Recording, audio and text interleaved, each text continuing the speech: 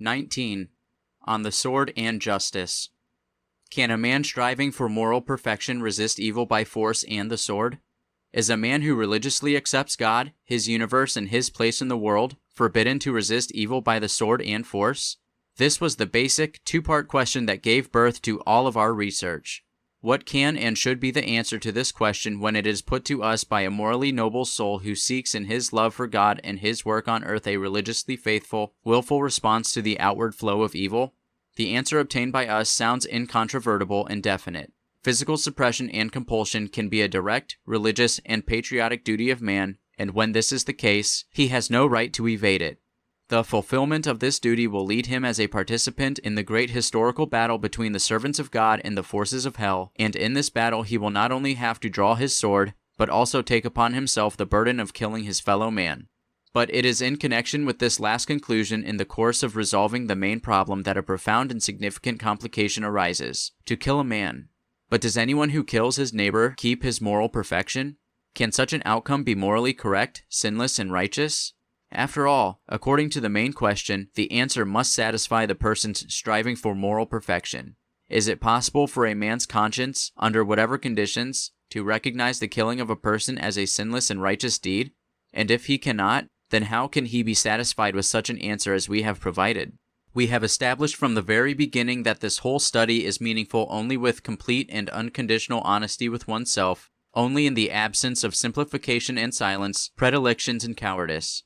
Such things are not permissible here, and one should not hide anything from himself. On the contrary, we need to open our eyes to everything, and to conclude everything truthfully in light of the subject, and only then can we arrive at a final verdict, with certainty that it is unambiguous and true. In fact, in the struggle against evil, especially as regards external compulsion and suppression, does not one's personal and moral perfection suffer diminishment or distortion? It should be noted from the very start that the form that this question takes, one which is harsh, categorical, and clearly anticipates only one possible answer, yes, it does suffer such things, may conceal behind itself some serious defect of moral experience or vision, and as such it may evoke in the soul a double impression of naivete and hypocrisy. The question is posed as if the person, perhaps the inquirer himself, already possesses personal moral perfection, and now, possessing and appreciating this above everything else in life, he would be afraid to see it diminished or distorted through his participation in the suppressing struggle against evil. A sinless and righteous person cautiously searches for a righteous and holy way of action in order to observe only this mode and never to partake in any other way of doing things that is not quite perfect or unconditionally righteous. Considering this, if the questioner is really sure that he is righteous, and that an unconditional and complete perfection is available to any person in the general sense, this indicates a certain limitedness of his moral experience and the naivete of his spiritual vision. On the other hand, if the inquirer knows about his personal unrighteousness and the fact that all human actions are doomed more or less to imperfection, then his question turns out to be hypocritical. Neither naivete nor hypocrisy justifies the formulation of the question, which departs from moral perfection as a given, as available, or in a general sense as easily accessible to man in his earthly life. To someone who has ever tried to imagine in real life how a truly morally perfect person would have lived, felt, and acted, and who later tried to compare this image with his own, with his conscious and unconscious way of life or the charge of his appetites and desires, it does not even occur to demand such imaginary holiness of absolutely righteous life outcomes. It would be as realistic, clever, and valid as it is realistic, clever, and valid for a man who falls through the thin surface of a marsh to talk about how he will return home without permitting a wet spot to mark his clothes. In sins begotten, in sins increased and committed for half a lifetime surrounded by the same people and tied with them by the connection of universal interaction in evil, man hardly has a basis to put before himself the practical questions of absolute measurement and the task of immediate and absolute purity. And on the opposite side, the deeper he goes into himself, the more keenly he sees the secret nesting places of his instincts and his passions, the more alien to him is the point of view of moral maximalism, the more modest he becomes in assessing his own strengths and possibilities, and the more lenient he becomes towards the weaknesses of his neighbor. He learns to understand the gospel covenant of perfection, Matthew 5:48, Luke 5:35, as a tall ladder of suffering ascent, as a call from above, and as a willful principle of conscience in the soul, but not as a severe standard, every minute crucifying a weak soul or pedantically demanding continuous impeccability. Man is not righteous, and he does not fight evil either as a righteous man or among the righteous. Thinking of the origin of evil in itself, and fighting it in itself, and remaining apart from it while taking account of it to the end, man finds himself compelled to help others in their struggle to stop the activities of those who have already surrendered to evil and are seeking universal destruction. The one who carries out suppression himself stands in the marsh, but his foot rests on firm ground, and thus he helps others who are sucked down by the quagmire to come out onto the firm ground, trying to protect them and save them, and realizing that he himself can no longer come out dry from the marsh. Of course, from a position of weakness and from the abyss, no one can help or reinforce anyone else, but from the faintest glimmer of strength, vision, and faith, the beginning of salvation may begin. The one who goes into the quagmire and chokes, of course, is neither a crusader nor an aide, but one who is firmly established is already an aide and already a crusader, although he himself is in the marsh. And would it not be strange to witness complete indifference on his part towards those who perish, and to hear his hypocritical justification that only one who stands on the shore can help in any way, and that he will also help others when he gets out of the swamp and completely dries off, but even then, in a manner which will not splash his clothes in the least? A person who sincerely loves and is driven by the will, he fights. Even with the backing of only a small force, he helps, even in poverty. And thus he starts not from above, from an ideal, but from below, from misfortune and from need. And he is right in this, for it is reasonable and realistic to set out in the fight against evil not from the peak of moral perfection, closing your eyes to your own unrighteousness and all of your inherent sinfulness, but from the present situation of having evil passions but a noble will, looking for the minimum possible amount of sin and the maximum possible amount of assistance and fortification. This does not mean that a person must extinguish the will to moral perfection. On the contrary, this will is necessary for him until his last gasp. But it does mean that the naive fantasy of its easy accessibility is excusable only for children. Being a saint in a dream is not the same as being a saint in practice. And from the understanding of this difference, from this heart-rending comprehension, the soul of man is wise and tempered. A man must constantly grow and strengthen his will to a height of moral purity, a pure and sincere will to the fullness of spiritual love and to its holistic outpouring into life's affairs, but he must not imagine that it will be a quick and easy task for him. However, the more he manages to achieve in this sense, the less unrighteous, or, what is the same, the more righteous the outcome he will always be able to find. What is greater is reached by those who seek everything. But it also happens that the unreasonable, insistent demand for everything takes away from the person and reduces. For there are certain vital situations in which one must know not righteousness and holiness, but the least evil and the least unrighteousness, and in these cases practical maximalism will always be a manifestation of naivete or hypocrisy. All these considerations should by no means dampen or leave unanswered the question posed by the moral maximalist. Let us grant that in practical terms, he is correct in virtually nothing, either due to naivete or hypocrisy. But in theory, his question is full of deep significance, and moral philosophy is obliged to investigate it. We do not have the right to evade answering it, and therefore ask again, does resisting evil by force and the sword satisfy all the requirements of moral perfection? Can one who engages in such resistance keep his soul pure and undisturbed, peaceful, with a satisfied conscience? It would be difficult to imagine that any person with a deep and sharp moral sense could respond to this question with a positive, reassuring answer. This is clear already from the above reasoning, namely, that an imperfect person necessarily has imperfect actions, this fact being present when he prays to the good God and when he fights against evil. By will and by captivation, by conduct and by ignorance, man is always unjust and sinful. Is it possible to think that he suddenly turns out to be perfect and holy when dealing with evil? On the contrary, it should be assumed in advance that the perception of evil will inevitably give rise in his soul to indignation, temptation, confusion, and an effort to overcome, in short, all that cannot but erupt in the soul which lives by the passions of the unrighteous. And of course, that's how it usually is. When evil is perceived, the evil aspects of the soul usually wake up from their mental twilight sleep, as if anticipating the start of their liberation. They begin to shake the chains imposed on them, responding to the appearance of evil with curiosity and sympathy, joy and imitation, an attempt to justify themselves and legitimize heightened pretentiousness and insubordination.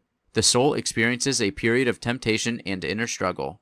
It finds itself out of balance and in need of the increased efforts of the spirit and, perhaps more than ever, it recognizes itself as far from perfect. However, in addition to all this, it is necessary to recognize that an active, external struggle against evil bears in itself special conditions that impede a person and his inner struggle against his own evil impulses, and the locating of morally correct and harmless external manifestations. So, first of all, one who compels and suppresses naturally takes, in relation to the villain, the position of the denying love. He does not keep this attitude to himself, but manifests it in a sincere and holistic action. This means that he accepts with reason, in both will and deed, the incompleteness of love in himself, asserts it, and thus renders it irrelevant in the fight against the villain. And if moral perfection consists in the fullness of complete love for everything living and existent, the spiritually sighted crusader against evil allows in himself the most morally imperfect, stripped down, defective condition, and grounds his actions in this. He claims himself to be incapable of shining like the sun equally upon evil and good, Matthew 5:45, and according to this he acts. No matter how meaningfully substantiated and justified, no matter how true in their measure and correspondence to negative love, his acts remain consciously honest about themselves, effectively rendering moral imperfection irrelevant. And this situation is neither made more evident nor tested with such force and clarity as in the final and most extreme manifestation of negative love, in the physical destruction of men. Perhaps, ever since man first killed man, and ever since this killing sent a shudder through his soul from the sense of perfect sin, and from the guilt it burdened him with, in his heart was born, at first in the form of a vague feeling, and then in the form of certainty, the condemnation of all killing. The gospel deepened and sanctified this view. It clearly showed people that the sin and the guilt of murder are born not at the moment of committing the act, but at the moment of the inner desire to carry it out. And so it follows that a person who outwardly does not kill anyone can still consider himself a murderer in his desires and dreams, and if he does, then it is necessary to feel guilt, remorse, and repentance. 1 John 3:13. A healthy and sensitive conscience, brought up in the spirit of true Christianity, experiences and knows that it is not only the one who physically terminates the life of another or participates in such an action who kills or contributes to a killing. For there are still degrees of hatred, anger, and enmity that morally amount to and are equivalent to slaughter. And this form of killing, which takes the form of anger, envy, jealousy, and a thirst for vengeance, is perpetrated by each non-corporeal killer against those around him, spreading to their souls in the form of elusive tension and the discharging of a mutual repulsion, imperceptibly accumulating and preparing the atmosphere in which an unbalanced person will quickly and easily arrive at a physical assassination. Moreover, a deep and refined conscience is aware that people around us are slowly dying all the time and not without our guilt, some isolated out of grief because their loved ones do not love them, others from exhaustion because their neighbors will not help them. Of course, Leonardo da Vinci was right when he pointed out that people generally live at the expense of others. For each of us is perhaps full precisely because others are hungry, and able to enjoy things precisely because others lack them, and each of us, consciously or unconsciously, perhaps shoved away or excluded others from a wealth which we now own. And it is here that we find one of the deepest sources of that absolute charity that induced many saints to eat and dress just enough to be able to give all their strength to the suffering and the dying. And here is one of those penultimate instances, in the face of which private property should not be rejected as such, but accepted and approved in a new way, a way that is truly Christian, sanctified by responsibility before God and people. Thus, in every spark of hatred, in every shade of anger, in every aversion of man from man, moreover, in every incompleteness of love, from simple indifference to merciless suppression, the act of human destruction hides in the spark and the shades. Naturally, superficial and cowardly people walk on by, closing their eyes, turning away and ignoring this. I cannot save everyone. They, on reflection, accept this life and death connection between people in its entirety, but seek to catch a glimpse of its laws only to use them to their advantage. However, a convinced crusader against evil has neither grounds nor the right to close his eyes to this situation. On the contrary, he must realize and consider the whole function of the denying love and, in particular, the function of the sword.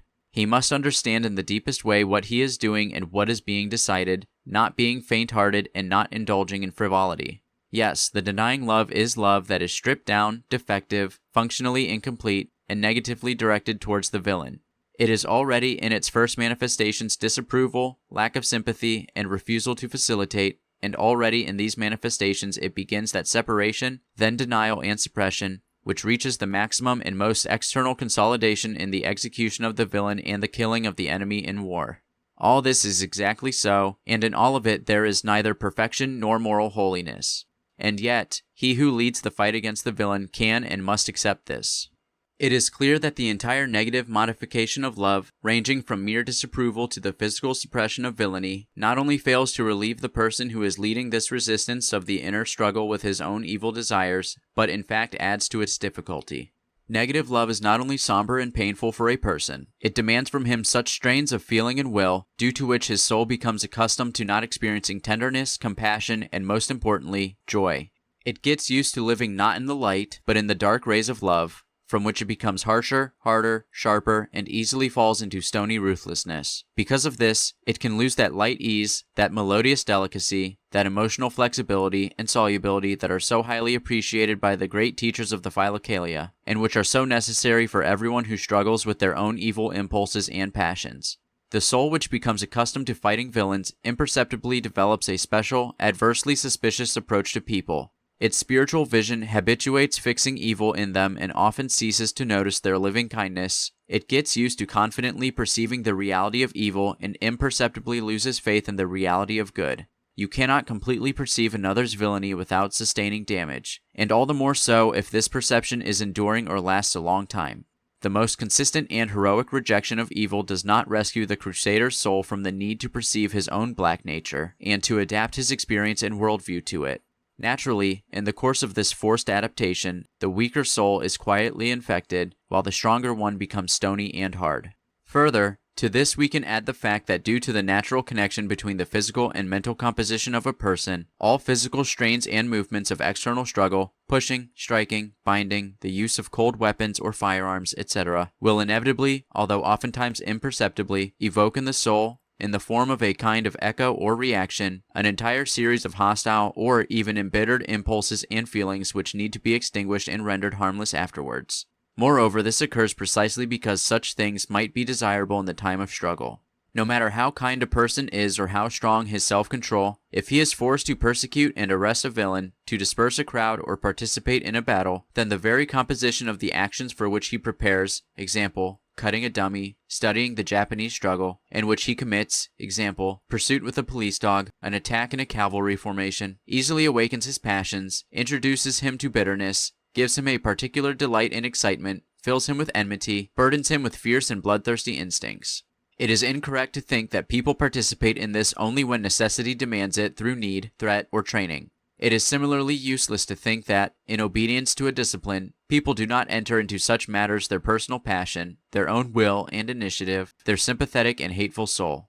A man is not a machine or an angel. His unbalanced and passionate soul is drawn into struggles not only by its finest strengths, but also by its worst qualities, and in getting involved it falls into such states that are not just far from righteousness, but which, perhaps, generate within it a perverse gravitation and lead it to new sins.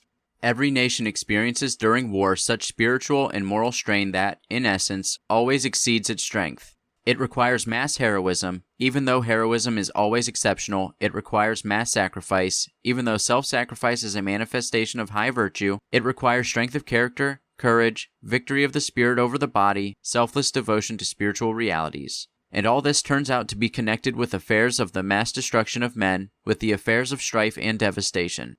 War makes almost superhuman demands of people, and if the people rush to raise themselves to the appropriate height, then at the end of the rush, which is usually exhausted long before the end of the war, the general level of morality is always decreased. This decrease occurs not only because the best, bravest, and most heroic men die in war, while the sneaky and cunning survive it, but to a great extent because those involved in the war get used to killing, and having exploited a heroism unbearable and uncharacteristic, they return to the ordinary life with a dulled moral sense, with an exhausted and worn-out legal consciousness, with an overworked will, with wild and sick passions. Wars sometimes cause internecine conflict and revolution in part precisely because they unleash bloodthirstiness in people's souls and teach people to infringe without fear and without restraint. Finally, in close connection with this, there is the fact that a person, being passionate and a sinner, will only in very rare circumstances enter into the struggle with villains from purely spiritual and entirely disinterested motives, and further, will rarely retain during the struggle itself a necessary spiritual benevolence. How often does a person who leads the fight of compulsion and suppression against villains see this as simply one way of satisfying his life's duties, and does not think beyond this? How easy it is to mix here with the available religious or patriotic feelings those temptations of personal success, profit, revenge, and cruelty. And given passionate natures, how quickly does indignation acquire a shade of personal hatred, embittered fanaticism, or a thirst for slaughter? So much so that if a passionate crusader were told that a villain had repented, corrected himself, and become a decent man, he would not react to this news with joy, but perhaps with genuine outrage and frustration. And how natural and understandable it is that in such a struggle of easily inflamed passions and hardened souls, the most conscientious and reasonable person is subject to all kinds of oversights, failures, and mistakes.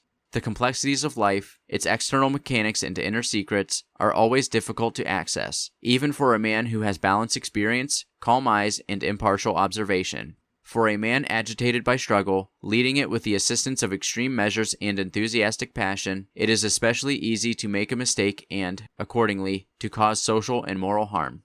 All of this taken together shows us that compulsion and suppression, performed as they are by unrighteous men, represent a difficult, responsibility-laden, and perilous path, and that such men impose on themselves and bear the special burdens of unavoidable unrighteousness, potential sinfulness, and probable guilt. The active, heroic struggle against evil is by no means a direct and immediate road to personal holiness. On the contrary, this path is the most difficult path, because it forces us to bear upon our shoulders, in addition to our own unconquered evil, the burden of suppressing the wicked deeds of others. It does not allow us to do good, to flee from evil, but makes us go to evil and enter into intense, proactive interplay with it. On this path, man is expected to perform great feats which demand of him still greater strength, but impose on him greater responsibilities. And since he does not manage to cope with the assumed responsibility, so much guilt can attach itself to his soul. One can easily understand and explain why weak people fear this path, afraid of the responsibility and unable to take on such labors. But it would be completely unfounded and frivolous to draw from this the conclusion that the path of this frightened person, weak, evading these labors and the world's burden, is somehow more perfect, more spiritually faithful, and less morally guilty. Not to mention the fact that he sins in his own way. In his own way he addresses his weaknesses and malicious inclinations, but he takes upon himself the guilt of the villain, for he indulges him and passively abets his atrocities, and the injustice of those who suppress, for he inevitably enjoys the fruits and benefits of such exploits. And if he crowns all of this with a pharisaical complacency and condemnation, being proud of his imaginary righteousness and overestimating his virtue, then the altitude of his moral character is quite doubtful. And can we truly say it is elevated above the soul of the suppressing killer who acts on outrages against purity and that which disturbs his conscience?